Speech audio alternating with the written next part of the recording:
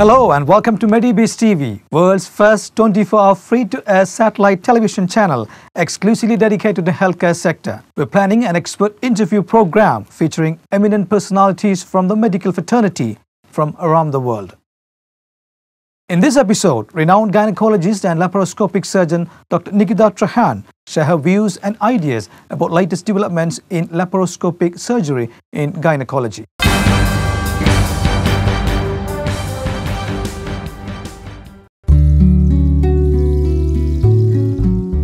Gynecology in the past, in history, it used to be that open surgery came, then vaginal surgery and then laparoscopy. But laparoscopy today is the standard of care. Any indication, any surgery which was done by open surgery earlier can be handled laparoscopically. Several advantages of laparoscopy over open surgery. First of all, the amount of hospital stay is only 1 day, maximum 2 days, compared to open surgery where the patient has to be in the hospital for a week. Then the patient can join back work within a week's time after laparoscopy, and after open surgery usually they take 2 to 3 months to become absolutely normal and join back work. There is minimalistic intervention, so the pain is very less. In India especially, blood loss is very little. So in open surgery, where at least in any standard surgery 500 ml to 1000 ml is the blood loss which is there in open surgery, in laparoscopically maximum you may lose about 50 to 100 ml. So in India that becomes extremely important, where our women have an anemic profile. They are anemic in the beginning before the surgery only. Many times in big fibroids or in big uteri, we are building up their hemoglobin by giving them iron sucrose or by giving them blood. So it becomes extremely important in our country. The pain which is caused in open surgery is quite a bit. People do in a pain scale. Normally we see that what is a pain scale? 1 being the minimalistic and 10 being the maximum, and we usually grade the patients on a pain scale. The pain, most of us laparoscopy patients say that their pain is on the scale of 2 to 3. And most of the open surgery patients in the past or in other hospitals which we see their data is about 8 to 9. So there is a huge difference in the pain and also in the comfort of the patient. So patient is usually walk in and walk out. They walk in on the day of the surgery and walk out in the evening or maximum next morning from the hospital. In Dubai, when we operate, they usually drive back home themselves. So it depends on the patient profile also, but at the end of the day, pain is very less in laparoscopy. Also, there are several advantages to the surgeon. The surgeon can give the patient a far superior surgery because, as we all know, that the telescope of the laparoscope, it magnifies everything 20 times, and there is a very powerful xenon light source. So it lights up the area very nicely for the surgeon to operate completely. So this kind of a vision, this kind you can never get in an open surgery. So the surgeon can do a much superior surgery. Like in cancer, you can do a more complete removal. In any kind of other surgeries, even small blood vessels, they can go and catch very nicely, compared to open surgery where the surgeon may not, the naked eye cannot visualize that much. As we all know, as children we've all played with telescopes, so you can see that it magnifies everything. So same telescope is used inside the abdominal cavity of the patient, and each and every area of the abdomen can be seen. So even the liver, even the spleen, all these organs can be seen when a person is going for a pelvic surgery. And today there are so many recent advances, like we have the newer telescopes which can see all the angles. We have newer 3D vision by which we can wear 3D glasses and we can go deep into the pelvis. So the surgery process, there's so many new developments which are happening, like ultrasound energy is used, harmonic scalpel is used. So the burning of the tissue or other problems to the surrounding organs are not there. So the quality of surgery has increased drastically because of the new advances which are happening in laparoscopy. 3D, Thunderbolt, harmonic, all these things, so many things are happening as we are talking now. The engineers are much faster than us in developing all the new techniques to make our surgery far superior. Hysteroscopic morcellators have come. So in the OPD also we can take out bigger chunks of tissue, and it can help the patient to a great deal. In India, where the woman is the center of the house, where she is either the breadwinner or running the family or whatever. She plays a key role in being the center of the family. She is responsible for the whole family. So in her, it becomes, in gynae surgery, that is why it becomes extremely important for the patient to feel well immediately after and resume her duties as a mother, as a wife, as a center in the family.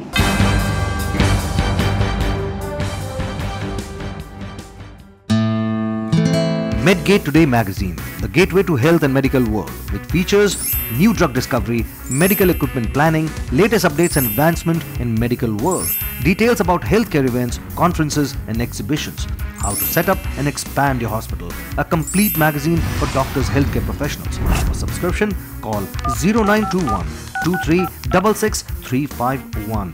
Email info@medgatetoday.com or log on to www.medgatetoday.com.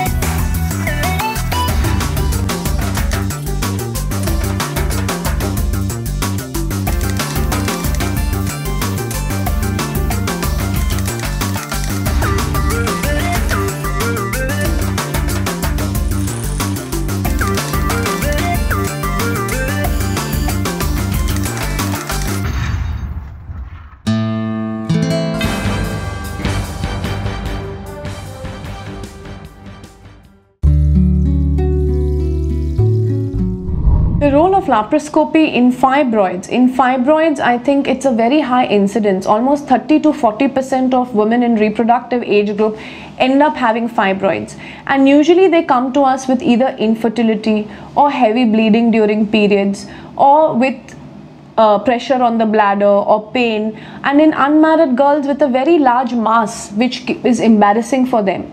So in this, we find that laparoscopy again is a standard of care.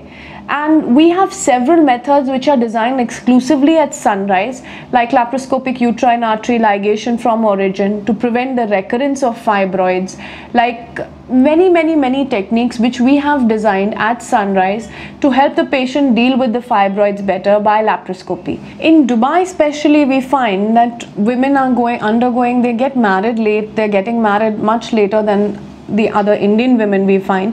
So they have a very high recurrence rate of fibroids. Once we remove them, again after 3 years they need another myomectomy, then yet another myomectomy. So we have come up with LUAL, that is laparoscopic uterine artery ligation from origin, which prevents the recurrence of fibroids. This is completely different from uterine artery embolization or HIFU or any of the other techniques which have not proven their superiority. Laparoscopy is the standard of care, and Sunrise does have the world's largest fibroid removed laparoscopically, 4 kg fibroid which was removed laparoscopically, and then subsequently this lady went on to have a healthy term baby after 1.5 years of her myomectomy done laparoscopically under the guidance of Dr. Hafiz Rahman.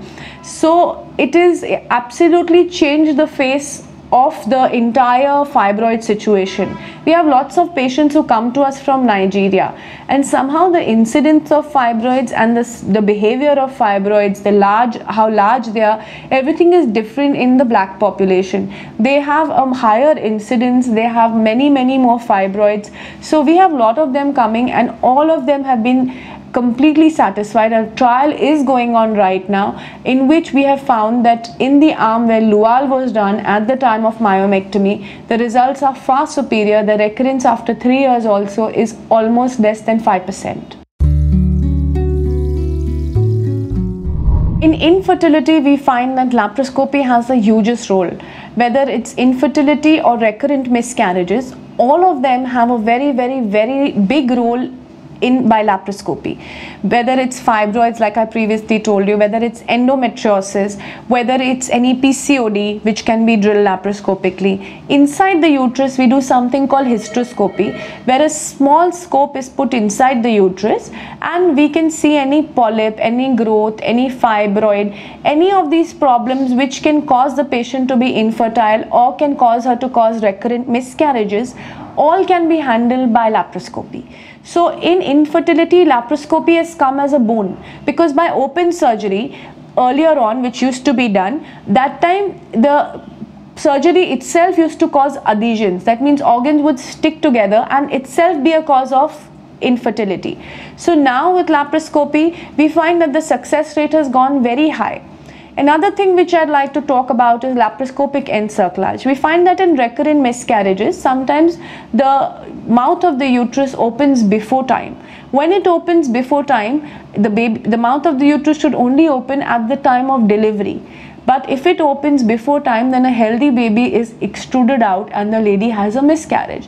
We have had several such cases, and in which they were given up on and they were really disillusioned, almost suicidal. Such women, we put a Marceline tape or a permanent stitch on the mouth of the uterus from up. Earlier on, it used to be done from below, from the vagina, but that was not as effective as laparoscopic encerclage, which is done on top. And we find that this is a huge benefit to the patient, because the patient can go on to have a healthy term pregnancy with this laparoscopic encerclage. Also in endometriosis, the quality of eggs, the sticking of the organs together, all these things happen. With sandwich therapy, which is our method of doing treatment, we do a primary laparoscopy, clean all the deposits out, clear out the endometriosis, and then go on to do a relook laparoscopy after giving her 6 months of medical treatment. This we find increases the fertility rate of the woman to almost 80%, and otherwise the fertility rate of these women is less than 20%. So in endometriosis, in fibroids, in recurrent miscarriages, in some septa, in PCOD, laparoscopy has come as a boon. And infertility wise, we find that it really improves the chances of the woman getting pregnant. Also, if the tubes get blocked, if there is the tubes inside are blocked by thin some kind of blockages inside, we have thin wires which go and do a cannulation and we can open the tubes out. If there is hydrosalpinx, which is very common in North India because this is a tuberculosis belt, then in that case we can either open the tubes out or we take out the hydrosalpinges and send them for IVF. But the treatment is there for everything in infertility once they undergo a laparoscopy or a hysteroscopy, or most of the time they are paired together as a continuous process. So I would say infertility is the biggest indication for laparoscopy today.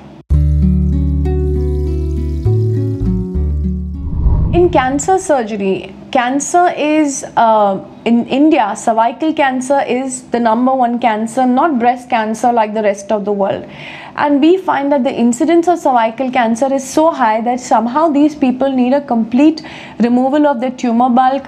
They need proper screening programs so that we identify which patients and how they can, because it gives a long time for the cancer to develop. So the take home would be that yes, first the screenings should improve, and once we identify the lot of patients, then everything can be handled laparoscopically.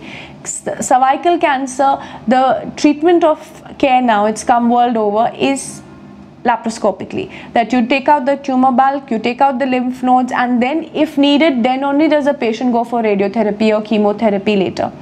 In other cancers where there are gray areas like ovarian cancer, we find that we can easily do a retroperitoneal lymphadenectomy, that is near the aorta and the inferior vena cava, and taking out the omentum, which is like a curtain which is hanging from the stomach down. This is called a supracolic omentectomy. All these can be done very properly by laparoscopy. The only limitation here is the surgeon's skill. The surgeon should be completely skilled, the institute should be promoting, because there's a huge advantage for the patient.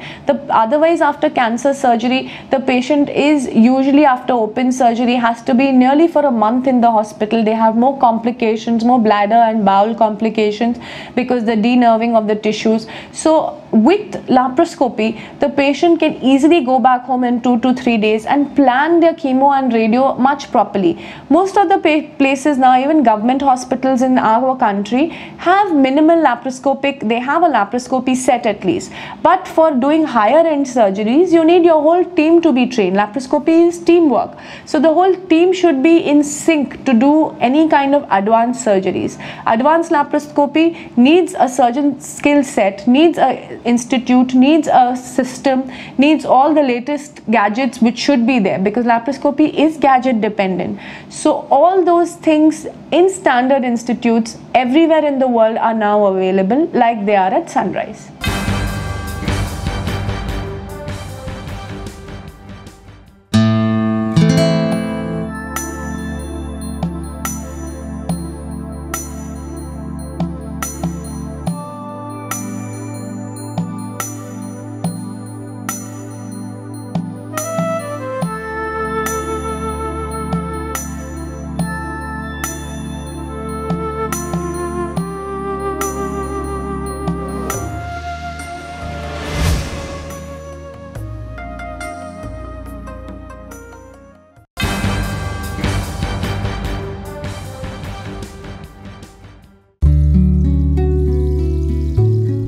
Hysteroscopy is a procedure wherein a small size scope, like a small pen, this size of a scope is inserted through the vagina into the uterus of the lady, and any problems inside the uterus, any fibroid, any polyp, any growth which is causing either heavy bleeding or which is causing infertility, all this can be handled by hysteroscopic. Today we have bipolar electrodes, we have non-invasive scissors, hysteroscopic scissors, we have hysteroscopic morcellators. All these latest technology and gadgets are available with us, which absolutely make it possible for us to do it in the office, which means in the OPD, office hysteroscopy is possible without any painkiller, without anything to the lady, no anesthesia also required, and it can be done in the OPD. Somehow Indian patients do not like to get it done in the office, so we give them an option that if you do not want to do it in the OPD, we can do it in the OT under anesthesia. But usually we have been able to convince patients and do this as an office procedure, where small polyps, growth, septa can be even handled in the OPD. So office hysteroscopy is become the standard of care. As far as incontinence go, incontinence is a very embarrassing thing, and most women are very shy to talk about incontinence, especially when they cough or they sneeze. They have a leakage of urine, and it compromises their sex life, it compromises their hygiene, it causes excoriation on the vulva, all these problems, because they are very scared of reporting it, or rather embarrassed reporting to the doctor that yes, I do have this symptom. Today there is a very simple cure for this, which can again be done as an office procedure and under local anesthesia, or if the woman is very hyper, then we can even do it in the OT under general anesthesia of 5 minutes, where a small tape is inserted to support the bladder neck, mid-urethral sling these are called. It could be a TVT, a TOT or TOT slim.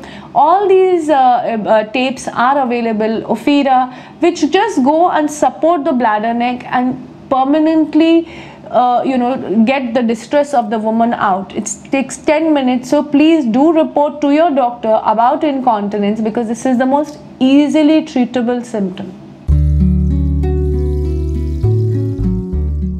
In underprivileged, overprivileged, middle class, in every patient has to have laparoscopy. Nobody deserves open surgery today. Underprivileged, especially in the weaker section, where every day is important to them. In our country, where the GDP, every day's earning is like so important for a person, the day off taken by the patient is a huge burden on the patient, on their family, on the hospital, on the community, and on the country. So in our country, I don't think anybody can afford an open surgery practically, because the day off, the time off that a woman takes from work will actually totally change the entire case scenario. So in our country, I think underprivileged especially should ideally have a laparoscopic surgery in an attempt to make this better, we have our corporate social responsibility as a CSR activity. Sunrise regularly in a month, at least 50 surgeries are done free of cost in any of our centers, whether it's Delhi, it's Mumbai, it's Cochin, it's Dubai, everywhere free surgeries, aided surgeries are done as part of our responsibility towards the society. As far as uterus removal goes, any hysterectomy can be done laparoscopically today. We have done again the world's largest uterus removed laparoscopically, and it is gone in for the Guinness record again. And any fibroid, any other indication, even cancer uterus removal, everything can be done easily laparoscopically, and it is much superior. And it's usually done as a daycare at our centers, wherein the patient comes in the morning and in the night she goes back home after getting a hysterectomy done in the morning. We have sometimes after hysterectomy, especially done by abdominal route, where open surgeries were done, that the entire vault after the surgery leaks, is coming down in older women. We have special surgeries, special meshes, which we put laparoscopically and pull this thing up. Whether it's nulliparous prolapse, where by birth the collagen is weak. We find that in India, because of anemia and because of the genetic influence, the collagen is weak compared to the Arab women or compared to the Caucasian women, where the collagen is much stronger, so it doesn't tend to prolapse, the entire uterus doesn't tend to come out. In nulliparous women, where their family is not complete, we put this, take the uterus up by this mesh and hang it with the mesh to the sacral promontory, to the bone at the back, and this totally changes their life. Also in vault prolapse, we use the meshes. We do not use any vaginal meshes anymore, but laparoscopically meshes are a big, huge role. Along with this, there are lots of new advances which have come, like single port. We just put one small incision inside the belly button, and through that we do hysterectomies, myomectomies, all kind of surgery. So single incision laparoscopy is very, very, very sort of easy and another available commodity. There are new energy sources which have come in the market. Like I was telling you earlier, there's 3D, where the surgeon wears the 3D glasses, like you watch a 3D movie. We do the 3D surgeries.